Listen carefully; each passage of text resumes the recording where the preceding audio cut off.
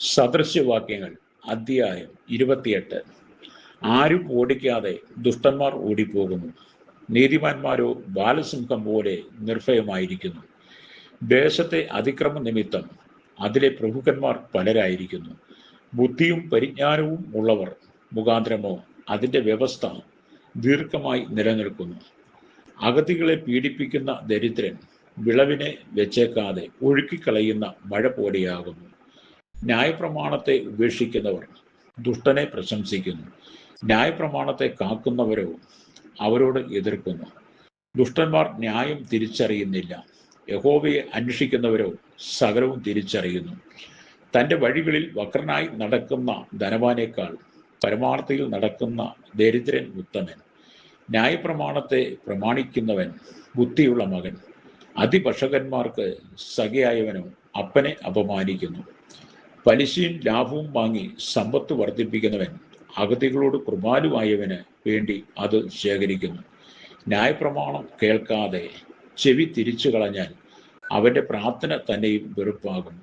നേരുള്ളവരെ ദുർമാർഗത്തിലേക്ക് തെറ്റിക്കുന്നവൻ താൻ കുഴിച്ച കുഴിയിൽ തന്നെ വീഴും. നിഷ്കളങ്കന്മാരോ നന്മ അവകാശമാക്കും. ധനവാൻ തനിക്ക് തന്നെ ജ്ഞാനിയായി തോന്നുന്നു, ബുദ്ധിയുള്ള അഗതിയോ അവനെ ശോധന ചെയ്യുന്നു.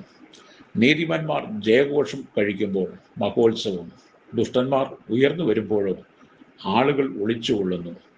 തൻ്റെ ലംഘനങ്ങളെ മറയ്ക്കുന്നവന് ശുഭം വരികയില്ല, അവയെ ഏറ്റുപറഞ്ഞ് ഉപേക്ഷിക്കുന്നവനോ കരുണ ലഭിക്കും.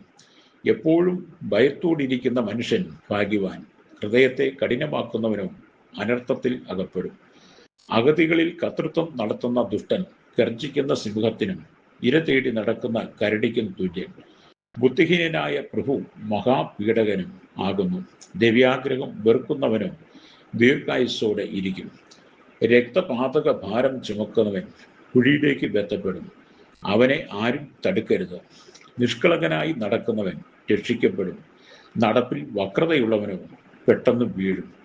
നിലം കൃഷി ചെയ്യുന്നവന് ആഹാരം സമൃദ്ധിയായി കിട്ടും, നിസാരന്മാരെ പിൻചെല്ലുന്നവനോ വേണ്ടുവോളം ദാരിദ്ര്യം അനുഭവിക്കും. വിശ്വസ്ത പുരുഷൻ അനുഗ്രഹ സമ്പൂർണൻ, ധനവാനാകേണ്ടതിന് ബന്ധപ്പെടുന്നവനോ ശിക്ഷ വരാതിരിക്കുകയില്ല. മുഖദാക്ഷിണ്യം കാണിക്കുന്നത് നന്നല്ല, ഒരു കഷണം അപ്പത്തിനായും മനുഷ്യൻ അന്യായം ചെയ്യും. കണ്ണുകടിയുള്ളവൻ ധനവാനാകുമ്പോൾ ബന്ധപ്പെടുന്നു, ബുദ്ധിമുട്ട് വരുമെന്ന് അവൻ അറിയുന്നതുമില്ല. ചക്കരവാക്കു പറയുന്നവനേക്കാൾ ശാസിക്കുന്നവന് പിന്നീട് പ്രീതി ലഭിക്കും.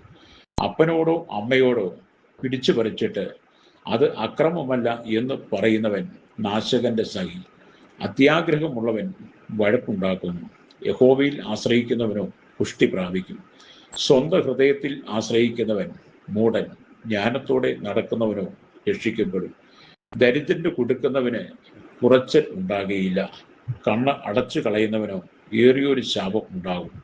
ദുഷ്ടന്മാർ ഉയർന്നു വരുമ്പോൾ ആളുകൾ ഒളിച്ചുകൊള്ളുന്നു, അവർ നശിക്കുമ്പോഴോ നീതിമാന്മാർ വർദ്ധിക്കുന്നു.